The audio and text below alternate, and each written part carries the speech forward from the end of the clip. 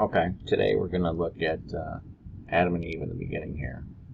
So Adam is a firstborn man, which makes him an Israel. Firstborn son of God is in Israel. And then Eve came forth from him, so she's the secondborn. So let's read this. And God said, "Let us make man in our image, after our likeness, and let them have dominion over the fish of the sea, and over the fowl of the air, and over the cattle, and over the earth, and over everything that creepeth upon the earth." So God created man in his image. In the image of God created him. Male and female created he them.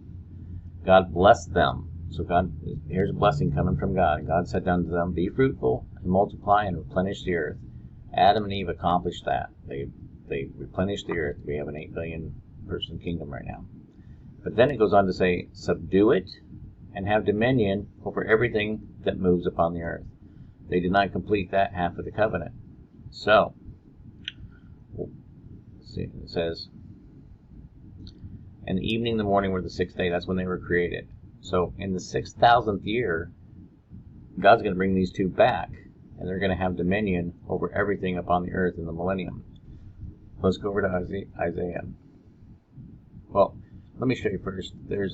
So Eve came forth from Adam. He was in Israel. He was always in Israel because he was the firstborn son of God. She came forth, and she's a secondborn. So the secondborn is not a firstborn son. So let's see how we're going to fix this.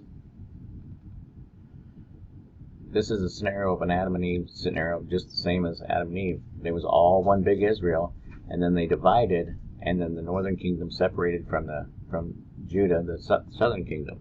So you got the masculine and the feminine. Well, this kingdom up here is known as the kingdom of Jacob. Jacob was a secondborn, and to become a firstborn, he got the birthright. Also, it's also known as the house of Joseph.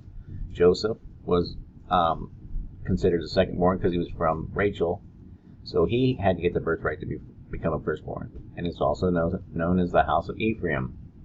So there, again, Ephraim got the birthright and became a firstborn too. So let's go over to Isaiah. This is the servants chapters in Isaiah. And we can see, let's go to 40. It says, "But thou, Israel, art my servant, Jacob, whom I have chosen, the seed of Abraham, my friend." Okay, now the Jews will tell you this means Israel and Jacob. Israel's the southern kingdom of Judah, and Jacob would be the northern kingdom in this. So, and it says, "Behold my servant, whom I uphold mine elect, and in whom my soul delighteth. I have put my spirit upon him, and he shall bring forth judgment to the Gentiles. The Lord hath called thee in righteousness, and will hold thy hand, and will keep thee, and give thee for a covenant of the people, for a light to the Gentiles." So, now it says, "But now thus saith the Lord that created thee, O Jacob, and he that formed thee, O Israel, fear not, for I have redeemed thee. I have called thee by name, thou art mine." This is representing Eve, the secondborn, who needs a birthright to become an Israel. And this Israel here is Judah, which would be representing Adam. So this is the two anointed are going to be a Adam and a Eve, a masculine and a feminine, but they're going to be both males, because this position here, he's going to need to be the high priest in the temple, and he can't have a menstrual cycle, so he's going to need to be a male. Because during a menstrual cycle, they are unclean and they can't perform. So let's go on over to translate it. It says, "Yet now hear, O Jacob, my servant, and Israel, whom I have chosen." See, now Jacob is the servant here now too. How are they both servants? Well, Jacob is going to be serving in the temple, so he's going to be a high priest. That's his dominion. Remember in the beginning it says, "Have dominion over everything that rules on earth"? Well, there's two dominions, a kingship and a priesthood. Israel, whom I have chosen. We just see back over here. Back over here in 41. Now it says, "But thou, Israel, art my servant, Jacob, whom I have chosen, the seed of Abraham." So you have two servants, 41 and 44. 44 here. Jacob's a servant.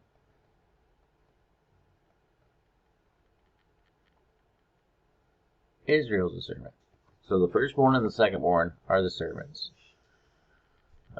As we were talking about the two goats, though, we're here in Leviticus 16.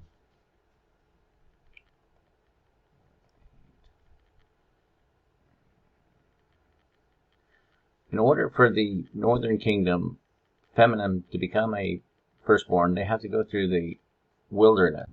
So as we said earlier, the one goat is sacrificed and is taken to heaven.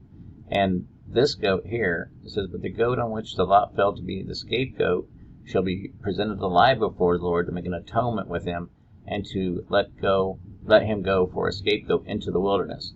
Well, what this goat does is he goes into the wilderness and meets this demon called Azazel, sort of like where Jesus went into the desert for 40 days and met with Satan.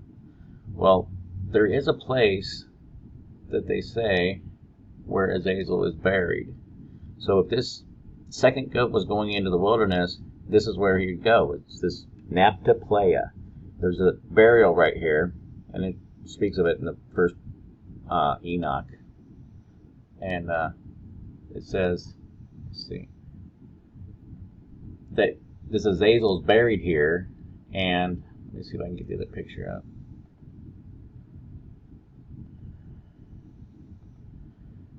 And here's his grave right here. So supposedly what's keeping him in, this has been here for like 5,000 years, this burial ground here. And supposedly if you remove these stones, he'll come up out of there. So if that goat's released into the desert, that would be where Azazel would come to him and for that goat. Now the thing that's really significant about this is where this Azazel is buried.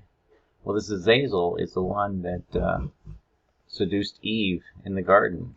So it's like Eve is going back again to be tempted by this, but this time they don't. I mean, she comes out victorious. So yeah, it's very interesting that this Azazel is the one that seduced her in the garden. So I thought that was interesting.